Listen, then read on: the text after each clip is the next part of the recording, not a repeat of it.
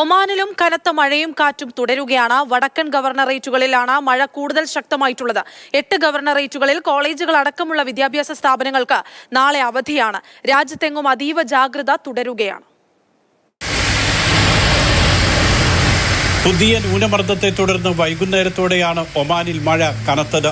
മുസണ്ടം, Buraimi, തെക്ക് വടക്ക് Batinah, Dhahira, ധാക്കിലിയ, തെക്ക് വടക്ക് ഷർക്കിയ തുടങ്ങിയ ഗവർണറേറ്റുകളിലെല്ലാം മഴ ശക്തമാണ്. നിസ്വ, ഇബ്രി തുടങ്ങിയ പ്രദേശങ്ങളിൽ സാമാന്യം ഭേദപ്പെട്ട മഴ ലഭിച്ചു.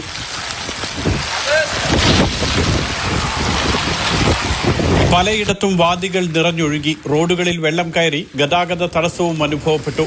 മഴ കൂടുതൽ ശക്തമാകുമെന്നും 30 മുതൽ 150 മില്ലിമീറ്റർ വരെ മഴ ലഭിച്ചേക്കുമെന്നുമാണ് മുന്നറിയിപ്പ്. ഞായറാഴ്ചയും മഴ തുടരും. സുരക്ഷാ നിർദ്ദേശങ്ങൾ പാലിക്കണമെന്ന് പൗരന്മാരോടും താമസക്കാരോടും അധികൃതർ നിർദ്ദേശിച്ചു. വാദികൾ മുറിച്ചു കടക്കരുതെന്നും താഴ്ന്ന പ്രദേശങ്ങളിൽ നിന്ന് മാറി നിൽക്കണമെന്നും നിർദ്ദേശമുണ്ട്. മോശം കാലാവസ്ഥയെ തുടർന്ന് ദാഹിറ, ബുറൈമി, തെക്ക് വടക്ക് ബാത്തീന, മസ്കറ്റ്, ധാക്കിലിയ, തെക്ക് വടക്ക് ഷർക്കിയ ഗവർണറേറ്റുകളിലെ വൊക്കേഷണൽ കോളേജുകൾക്ക് നാളെ അവധി നൽകിയിട്ടുണ്ട്. സ്വകാര്യ വിദ്യാഭ്യാസ സ്ഥാപനങ്ങളിൽ ഓൺലൈനായി ക്ലാസുകൾ നടത്താം.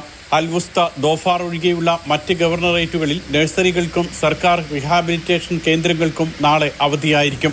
തൊഴിലാളികളുടെ സുരക്ഷ ഉറപ്പാക്കാൻ ആവശ്യമായ നടപടികൾ സ്വീകരിക്കണമെന്ന് വ്യവസായ സ്ഥാപനങ്ങൾക്ക് നിർദ്ദേശം നൽകിയിട്ടുണ്ട്. പുറം ജോലികളെല്ലാം നിർത്തിവെക്കാനും നിർദ്ദേശമുണ്ട്. ഇതിനിടെയാണ് വിവിധ പ്രദേശങ്ങളിൽ ഒറ്റപ്പെട്ടുപോയ 15 പേരെ രക്ഷിച്ചത്. പോലീസും സിവിൽ ഡിഫൻസും നാട്ടുകാരും ചേർന്നാണ് രക്ഷാപ്രവർത്തനം നടത്തിയത്. Mathrubhumi news, Muscat.